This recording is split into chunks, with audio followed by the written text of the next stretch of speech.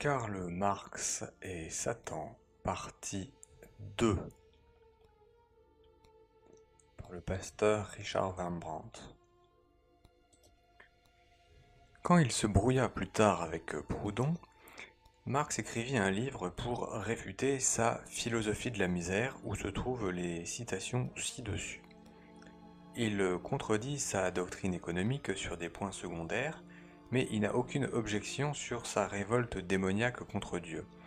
Il convient ici de souligner avec force que Marx et ses disciples, même s'ils étaient anti-Dieu, n'étaient pas pour autant des athées comme l'avancent pourtant les communistes d'aujourd'hui. En d'autres termes, ils prouvaient leur haine pour un Dieu en qui ils croyaient en le dénonçant ouvertement et en l'insultant. Ce n'est pas son existence qu'ils remettaient en cause, mais sa suprématie. Lors de l'insurrection de la Commune de Paris en 1871, le communard Flourens déclarait « Notre ennemi c'est Dieu, la haine de Dieu est le commencement de la sagesse », tiré de Philosophie du communisme, introduction par Charles Boyer, Fordham University Press, New York. Marx louait hautement les communards qui proclamaient ouvertement cet objectif. Mais quel rapport cela peut-il bien avoir avec une distribution équitable des biens ou de meilleures institutions sociales ? Il ne s'agit là que d'un masque pour dissimuler le but véritable, l'extermination totale de la foi en un Dieu et en son culte. La preuve en sont aujourd'hui des pays comme la Chine communiste, l'Albanie et la Corée du Nord, où toutes les églises, mosquées et pagodes ont été fermées. Marx a composé des poèmes très intéressants sur ce thème. De la vie générale, ils n'ont aucune valeur littéraire, mais les pensées exprimées sont révélatrices. Dans la prière d'un désespéré et dans Orgueil humain, la prière suprême de l'homme est pour sa propre grandeur. Si l'homme est condamné à périr à cause de sa propre grandeur, ce sera la catastrophe cosmique, mais il mourra en être divin, pleuré des démons. Dans sa ballade intitulée Le Ménestrel, Karl Marx célèbre la plainte du chanteur contre un Dieu qui ne connaît ni ne respecte son art, qui, émergeant du ténébreux abîme des enfers, ensorcelle l'esprit et séduit le cœur, et sa danse est une danse macabre. Le ménestrel tire son épée et l'enfonce dans le cœur du poète. L'art émergeant du ténébreux abîme des enfers, ensorcelant l'esprit, cela évoque les paroles du révolutionnaire américain Jerry Rubin dans Do It. On cite « Nous avons associé jeunesse, musique, sexe, drogue, révolution avec trahison. C'est là quelque chose de bien difficile à dépasser. » Dans un autre poème où il avoue que son but n'est pas d'améliorer le monde, pas plus que de le réformer ou de le mettre en état de révolution, mais bien de le précipiter purement et simplement à sa ruine pour en jouir, Marx déclare notamment « Dédaigneusement je jetterai mon gant à la face du monde et verrai s'effondrer ce géant pygmée dont la chute n'étreindra pas mon ardeur. Puis comme un dieu victorieux j'irai au hasard parmi les ruines du monde et, donnant à mes paroles puissance d'action, je me sentirai l'égal du Créateur. » Tiré de la traduction par M. McClellan de Marx Before Marxism par le même Macmillan. Ce n'est pas sans lutte intérieure, en effet, qu'il choisit Satan. Ses poèmes furent achevés lors d'une grave maladie causée par la violente tempête déchaînée dans son cœur. Il note alors combien il se sent vexé de devoir se faire une idole d'une idée qu'il déteste. Il en tombe malade, déjà cité. La raison majeure de la conversion de Marx au communisme apparaît clairement dans une lettre de son ami George Young à Rudge. Il n'est pas question de l'émancipation du prolétariat ni d'un ordre social meilleur. Lisons plutôt. Si Marx, Bruno Bauer et Feuerbach s'associent pour fonder une revue politico-théologique, Dieu fera bien de s'entourer de tous ces anges et de se laisser aller à se plaindre, car ces trois-là réussiront certainement à le chasser du ciel. Cité par McClellan, voir ci-dessus. Donc c'était McClellan ou pas Macmillan. De la théologie libérale au communisme, c'est le point 2. Tous les adeptes militants de Satan ont des vies privées tourmentées. C'est également le cas de Marx. Arnold Künzli, dans son livre Karl Marx Psychodrame plutôt, je sais pas, Psychodrame ou Psychodrame, Europa Verlag, Zurich 1966, Arnold Künzli raconte la vie donc de Karl Marx, qui mena donc au suicide 2 de ses filles et également son gendre. 3 enfants moururent de malnutrition, sa fille Laura, épouse du socialiste Lafargue, dut aussi conduire au cimetière 3 de ses enfants, après quoi elle se suicida avec son mari. Une autre de ses filles, Eleanor, décida avec son mari d'en faire autant. Elle mourut, mais lui, à la dernière minute, renonça à son projet. Les familles des adeptes de Satan sont maudites. Marx ne se sentait aucune obligation de travailler pour gagner le pain de sa famille. Il aurait pu facilement le faire, doué comme il était pour l'étude des langues, mais il préférait vivre au crochet d'Engels. Il avait eu de sa domestique un enfant naturel dont il attribua plus tard la paternité à Engels. Ce dernier accepta de jouer la comédie. Il buvait énormément. David Ryazanov, directeur de l'Institut Karl Marx à Moscou, il fait également allusion dans son livre qui s'intitule Karl Marx, le penseur, l'homme et le lutteur, publié donc c'est International Publishers, New York 1927. Puisque nous venons de dire un mot de Engels, nous pouvons ajouter que celui-ci avait été élevé dans une famille pieuse. Dans sa jeunesse, il avait même composé quelques beaux poèmes chrétiens. Nous ignorons en quelles circonstances il perdit la foi, mais voici ses premières impressions après sa rencontre avec Marx. Donc je cite Engels. Qui entre en chasse avec une sauvage ardeur, un ombre sombre de Trèves, lieu de naissance de Marx, c'est Trèves étant une ville en Allemagne. Je reprends. Qui entre en chasse avec une sauvage ardeur, un homme sombre de Trèves, un monstre remarquable. Il ne marche ni ne court, il pivote sur ses talons pleins de rage et de colère, comme s'il voulait attraper l'immense tente des cieux et la jeter sur la terre. Il bat l'air de ses bras, les étirant très haut, ses poings sont serrés, menaçants, et il n'arrête pas de rager, comme si 10 000 diables l'avaient saisi par les cheveux. Donc, c'est de Monsieur Engels, donc Friedrich Engels, qui a écrit avec Marx le manifeste du Parti communiste, et c'est donc extrait du livre Morceaux choisis en allemand, tome supplémentaire, chapitre 2, page 301. Engels avait commencé à douter de sa foi chrétienne après avoir lu un livre du théologien libéral Bruno Bauer. Son cœur avait été le théâtre d'un grand combat. Il écrivait à cette époque « Je prie tous les jours et même à longueur de journée depuis que je me suis mis à douter, mais je ne peux pourtant pas revenir en arrière. Les larmes me viennent aux yeux tandis que j'écris. » Cité dans Karl Marx de Franz Mehring, Allen and Unwin, Londres 1936. De fait, Engels ne retrouva pas la voie du retour à la parole de Dieu et il commença à suivre celui qu'il avait nommé le monstre possédé par des milliers de diables, c'est-à-dire Marx. C'était l'expérience d'une contre-conversion. De quelle étoffe était donc ce Bruno Bauer, théologien libéral qui a joué un rôle décisif dans la destruction de la foi chrétienne chez Engels et qui a également réussi à donner confiance à Marx pour aller de l'avant dans sa voie nouvelle d'antichristianisme?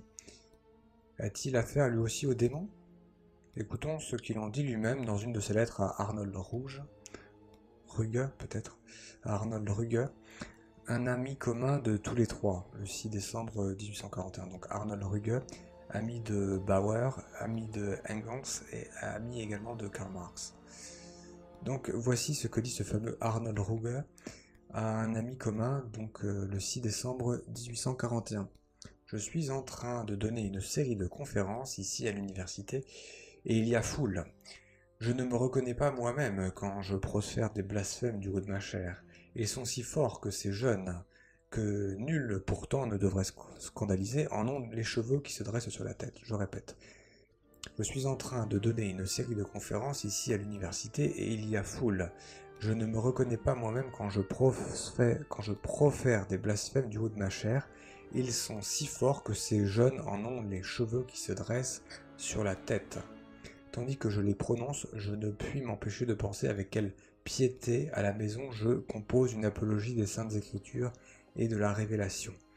En tout cas, c'est un bien méchant démon qui s'empare de moi chaque fois que je monte en chair, et je suis si faible que je suis incapable de faire autrement que de lui céder. Mon esprit de blasphème ne me laissera de trêve que si j'obtiens l'autorisation de prêcher ouvertement en tant que professeur du système athée. Donc mon esprit de blasphème ne me laissera de trêve que si j'obtiens l'autorisation de prêcher ouvertement en tant que professeur du système athée. C'est-à-dire qu'en fait ce professeur qui s'appelle Bruno Bauer et qui écrit donc à Arnold Ruger, ce professeur qui est chrétien et peut-être même catholique, blasphème en chair contre sa volonté comme possédé par un démon, et qu'il explique que ce démon en fait le laisserait tranquille si donc lui-même acceptait de tenir en fait une chaire de philosophie athée, tout simplement, de se déclarer athée, et qu'à défaut en fait le démon le possède et lui fait dire des choses qu'il n'a pas envie de dire. Et donc cette histoire-là, c'est tiré d'une lettre de Bruno Bauer à Arnold Ruger, et on peut trouver ça dans le livre Marx Engels History Critic Complete Edition, Archive Verlags Gesellschaft Frankfurt, sur le Main, 1929, volume 1, chapitre 1.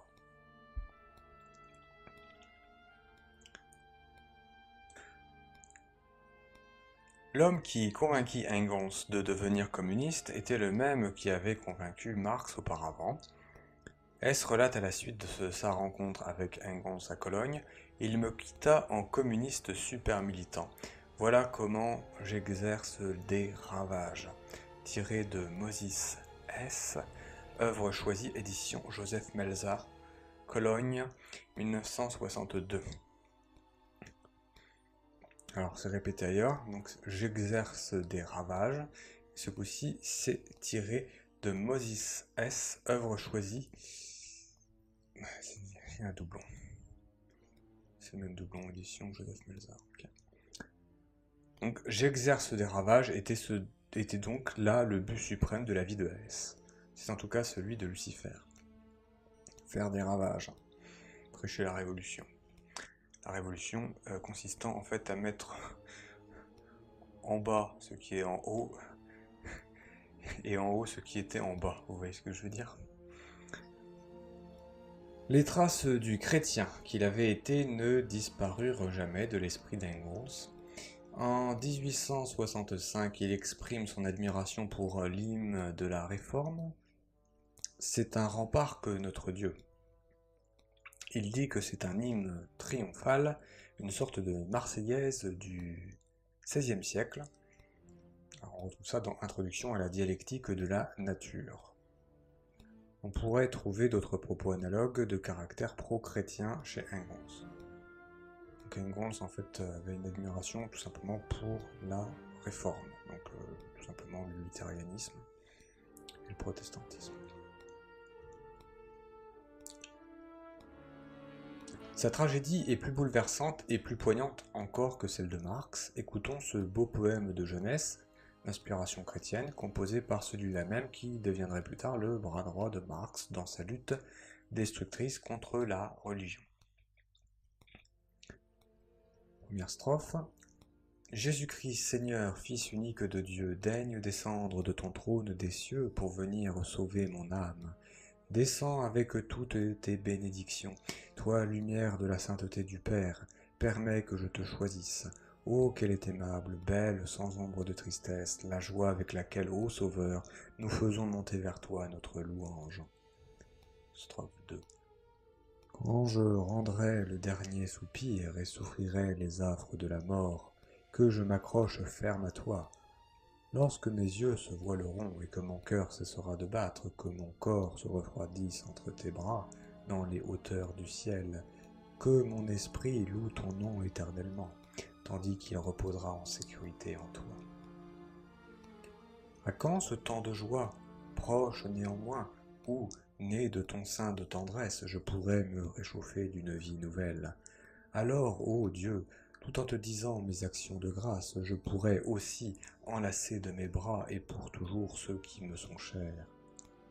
Oui, vivant, vivant pour toujours, vivant dans ta contemplation, que ma vie se déroule inlassablement toujours neuve. Tu es venu libérer l'humanité de la mort et du mal, pour qu'il y ait des bénédictions et un sort heureux partout, et désormais, avec ton retour sur la terre, tout sera différent. À chaque homme, tu donneras sa part. Quand Bruno Bauer eut semé le trouble dans son âme, donc quand Bruno Bauer eut semé le trouble dans l'âme de Engels et dans l'âme ensuite de Marx, Bauer qui était le fameux théologien libéral à moitié possédé, hein. Donc Bauer dit, et trace ces lignes à quelques amis. Il est écrit, alors je cite donc Bauer dans son écrit, il est écrit, demandez et vous recevrez. Pour moi, je cherche la vérité partout où j'ai l'espoir d'en trouver, fût-ce une bribe. Or, jusqu'ici, je n'ai pas réussi à reconnaître en votre vérité la vérité éternelle. Oui, c'est écrit, cherchez et vous trouverez, et encore, quel homme donnerait une pierre à son enfant qui lui demande un pain? Que dire alors s'il s'agit de votre Père qui est dans les cieux? Les larmes me montent aux yeux, tandis que j'écris cela, je suis profondément ému, mais je le sens, je ne serai pas perdu. Je viendrai vers mon Dieu, après lequel mon âme tout entière soupire. Cela aussi c'est un témoignage de l'Esprit Saint. Je vis de ce témoignage et je mourrai avec la même conviction, l'Esprit de Dieu témoigne en moi que je suis enfant de Dieu. Donc ça c'est Engels qui dit tout ça après que Bruno Bauer a semé le doute dans son âme. Donc il est toujours resté chrétien, il était chrétien, et ensuite ça s'est mu en révolutionnaire, il s'est mu en révolutionnaire antichrétien. Donc Engels avait parfaitement conscience du danger que constituait Satan. Dans son livre Schelling, le philosophe en Christ, d'accord, donc dans son livre Schelling, The Philosopher in Christ, nous trouvons ceci sous la plume d'Engels. Depuis la terrible Révolution française, un esprit diabolique complètement nouveau a pénétré une grande partie de l'humanité, et l'athéisme dresse sa tête menaçante d'une manière subtile et sans pudeur, si bien que l'on pourrait penser que les temps annoncés par les prophéties de l'Écriture, c'est-à-dire l'Apocalypse, sont accomplis. Voyons en effet ce que la Bible nous dit des sans-dieux dans les derniers temps. Et d'abord, Jésus dit dans Matthieu, chapitre 24, versets 11 à 13, « De faux prophètes surgiront nombreux et abuseront bien des gens. Par la suite de l'iniquité croissante, l'amour se refroidira chez le grand nombre, mais celui qui aura tenu bon jusqu'au bout, celui-là sera sauvé. » Donc ça se retrouve dans le livre d'Engels, Schelling, philosophe dans le Christ, où donc Engels explique que la Révolution française est une révolution athéiste, voilà ce qu'il dit, et que c'est la préfiguration de l'Apocalypse. Alors on cite encore Engels. Cette bonne nouvelle du royaume sera proclamée dans le monde entier, en témoignage à la face de toutes les nations, et alors viendra la fin. Et au verset 24, il surgira en effet des faux Christ et des faux prophètes qui produiront de grands signes et des prodiges au point d'abuser, s'il était possible, même les élus. Dans la seconde lettre aux Thessaloniciens, chapitre 2, verset 3 et suivant, alors je cite, « Auparavant doit venir l'apostasie et se révéler l'homme impie, l'être perdu, l'adversaire, celui qui s'élève au-dessus de tout ce qui porte le nom de Dieu ou reçoit un culte.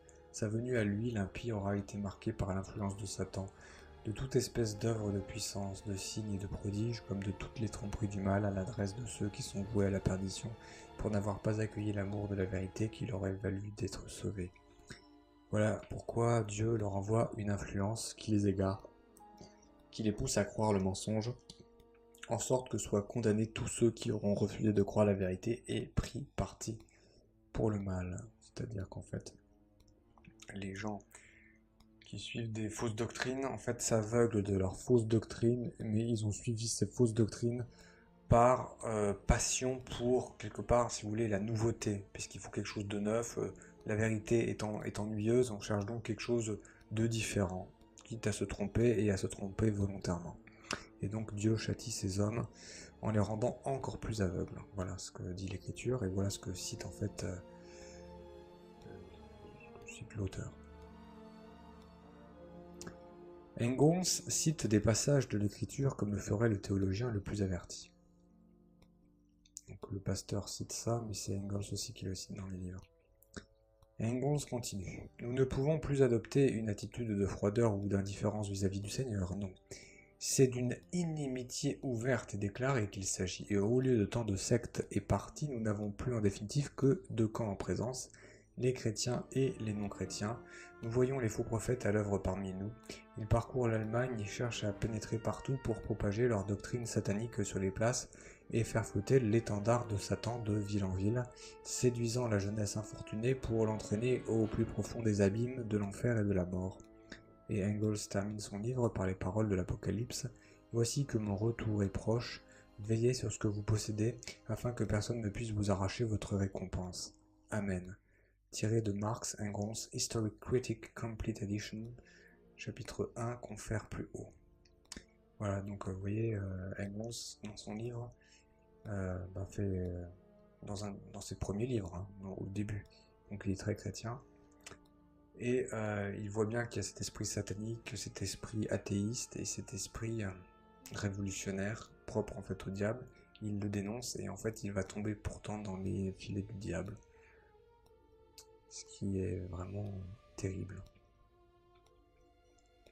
Ainsi Engels, qui a écrit de tels poèmes et de tels avertissements contre Satan, l'homme qui a versé des larmes pour demander à être préservé de ce danger, celui qui a avoué que Marx était possédé de 1000 démons, ce même homme est bien devenu son plus proche collaborateur dans sa lutte diabolique pour abolir jusqu'au dernier vestige de religion et de morale. Et on retrouve ça en fait dans le manifeste communiste de Marx et Engels. C'est la théologie libérale, donc le fameux Bauer dont on parlait, je crois Bruno Bauer, qui était donc professeur, un professeur chrétien dans une chaire d'université, qui leur avait mis la tête complètement en l'air, quoi. Et ce même professeur, en fait, lui-même était chrétien et il se retrouvait à blasphémer, un peu contre son gré. C'est donc un espèce de mystère, un peu une possession des êtres. Et pourquoi les êtres sont-ils possédés? C'est un grand mystère, voilà. Mais ils ont dû faire quelque chose de pas net.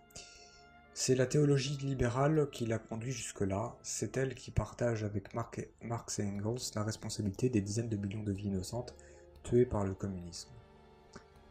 On peut voir la même chose à l'œuvre au sein de l'Église catholique avec tous ces espèces de penseurs libéraux qui ont tué la foi des catholiques, en grande partie. Pas entièrement, mais en grande partie. Après ce triste intermède, long mais instructif au sujet d'Engels, revenons-en à Marx.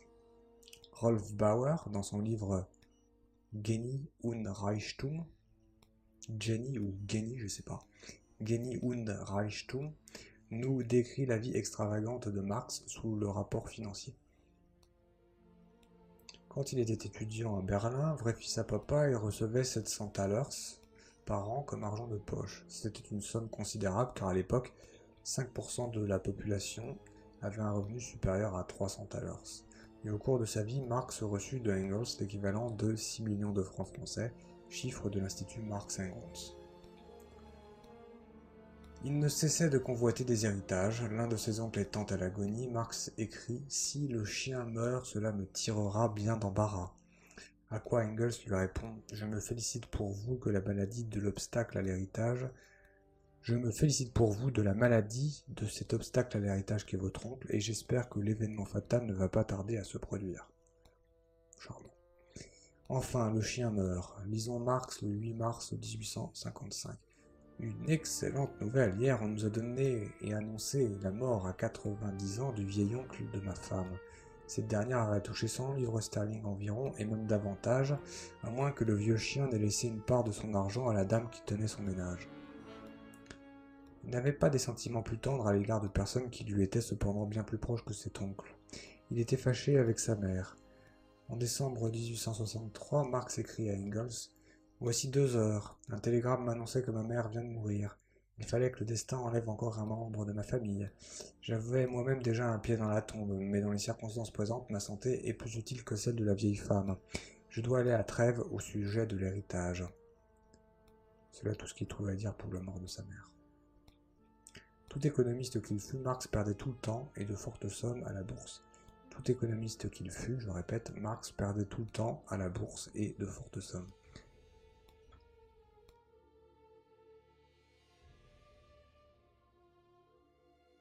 Comme la secte de Satan est extrêmement secrète, nous ne connaissons qu'à travers des allusions, souvent à mots couverts, les rapports supposés de Marx avec elle. Il est donc compliqué de prouver le satanisme de Karl Marx. Mais on trouve quand même que à travers sa vie de désordre, sa vie de désordre n'est-elle pas un anneau de plus dans la chaîne d'éléments que nous venons d'invoquer en faveur de cette hypothèse? Parce que bon, pour l'instant, ça repose en fait sur des poèmes qui sont quand même véridiques et qui marquent bien l'évolution du personnage, l'évolution spirituelle. Ça, c'est absolument indéniable. Alors après, bon, quand on parle de satanisme, on sait qu'il y a des rituels, des choses comme ça. Voilà, alors là, on va essayer de traiter de ça. Donc, on finit de lire. C'était un intellectuel de grande classe, Engels aussi, et pourtant leur correspondance est émaillée de propos obscènes, inusités dans ce rang social. Les grossièretés y abondent, mais nulle part ces idéalistes ne mentionnent leurs rêves humanistes ou socialistes. Tout le comportement et la conversation de Marx étaient de nature satanique. Juif lui-même, il n'hésita pourtant pas à publier un livre antisémite, qui s'intitule La question juive. Et il ne détestait pas que les juifs. Son ami Weitling relate: le sujet de conversation habituel de Marx est l'athéisme, la guillotine, des histoires sur Hegel, des récits de cordes ou de poignards. Donc il aimait tout ce qui est meurtre en fait. Il n'aimait pas non plus les Allemands. La seule façon de les réveiller, prétendait-il, est de les rouer de coups. Et il parlait du stupide peuple allemand, et encore, les Allemands, les Chinois et les Juifs peuvent être comparés à des colporteurs et à de petits marchands. Il évoquait la mesquinerie rebutante et nationale des Allemands, tiré de Kunzli, Psychogram, je ne sais pas. Il considérait les Russes comme des infra-humains. Alors ça c'est tiré de Karl Marx sur la Russie, Publishing House Zarya, Canada, en russe. Les peuples slaves sont des rebuts ethniques, cités dans le New York Times du 25 juin 1963. Nous venons de passer successivement en revue plusieurs aspects qui pourraient nous appeler à conclure que Marx était vraiment un adepte de Satan, un homme voué au démon, mais poursuivons. Donc en fait, on voit que c'est quelqu'un qui n'est pas charitable, qui n'aime pas l'homme et qui est mauvais, profondément mauvais. Or, quelqu'un de profondément mauvais ne peut pas porter une bonne œuvre. L'enfant préféré de Marx était Éléanore, donc sa fille. Il l'appelait Toussy et disait souvent: Toussy, c'est tout mon portrait. Voyons ce que Toussy de son côté peut nous apprendre. Donc Toussy, c'est Éléanore Marx.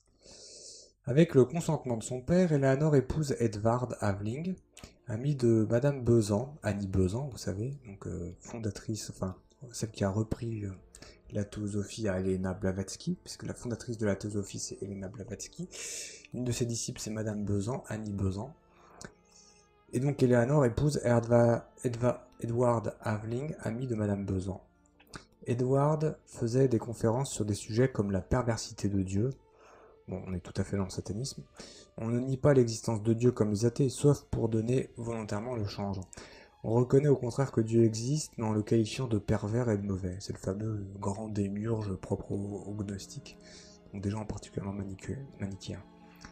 Dans ses conférences, Edward essayait de démontrer que Dieu est favorable à la polygamie et qu'il encourage le vol. Il soutenait le droit au blasphème, ça c'est tiré donc de Life of Eleanor Marx par Chusis, je sais pas prononcer, Chusichi Suzuki, Clarendon Press, Oxford, 1967.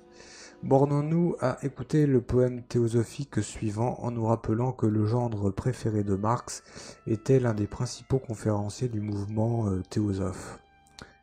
Voilà, donc le mari de Eleanor Marx.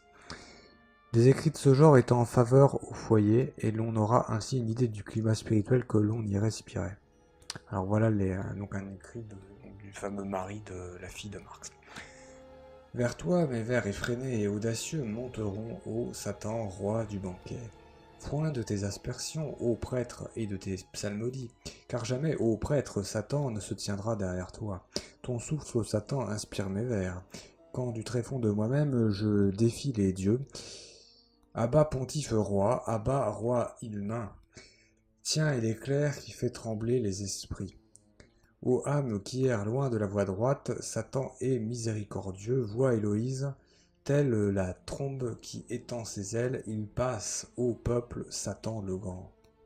Salut, grand défenseur de la raison, vers toi monteront l'encens sacré et les vœux, tu as détrôné le dieu du prêtre.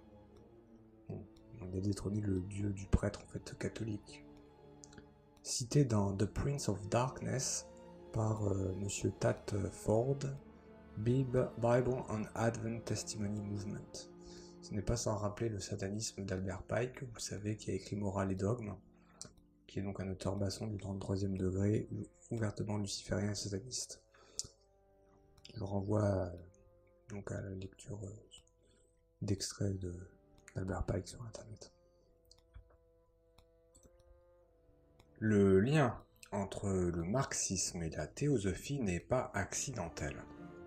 La théosophie a répandu en Occident la doctrine hindoue de l'inexistence de l'âme individuelle. Ce que la théosophie réussit par la persuasion, le marxisme le fait à coups de fouet. Il dépersonnalise les hommes et les transforme en robots esclaves de l'État. Encore un fait intéressant à noter. Jacob Auguste Riis avait été disciple de Marx. Désolé en apprenant sa mort, il se rendit à Londres pour visiter la maison où avait vécu le maître admiré. La famille avait déménagé. La seule personne qu'il put interroger était son ancienne femme de chambre. Elle lui dit à son sujet ces paroles étonnantes. C'était un homme craignant Dieu. Quand il était bien malade, il priait seul dans sa chambre devant une rangée de cierges allumés, le front ceint d'une sorte de maître en ruban. Cela fait penser au phylactère, établissement porté par les juifs orthodoxes pour la prière du matin.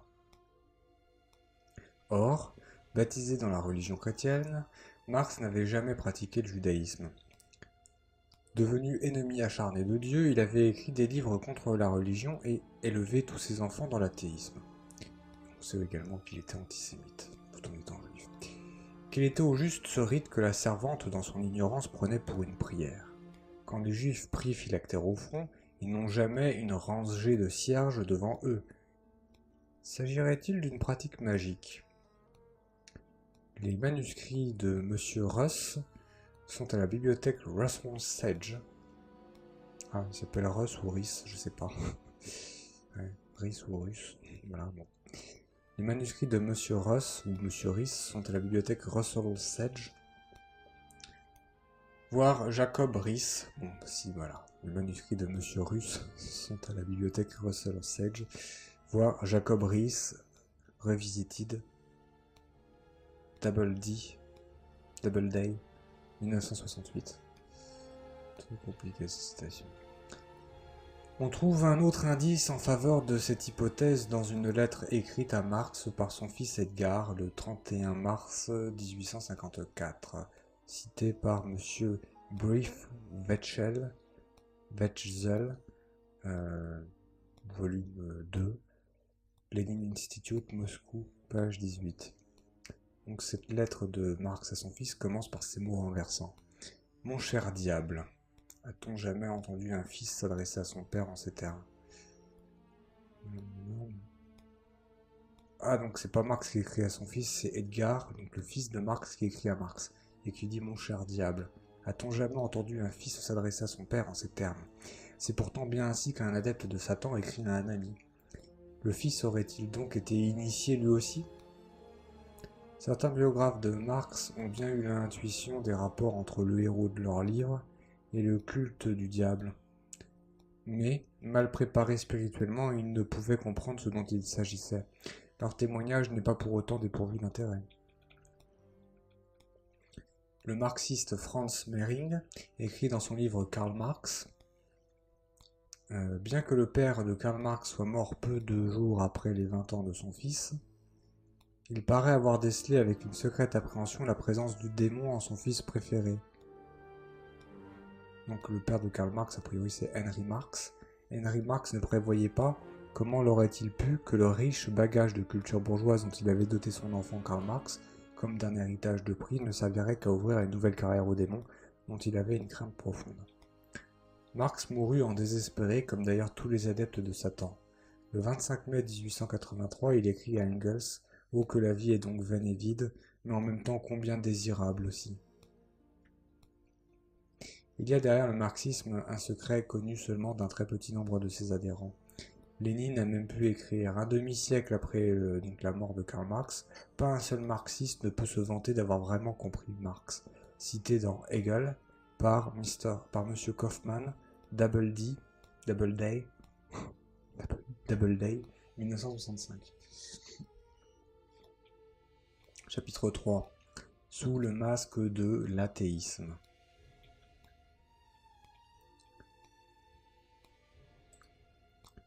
Oui, donc ce sera la partie 3 pour la prochaine fois.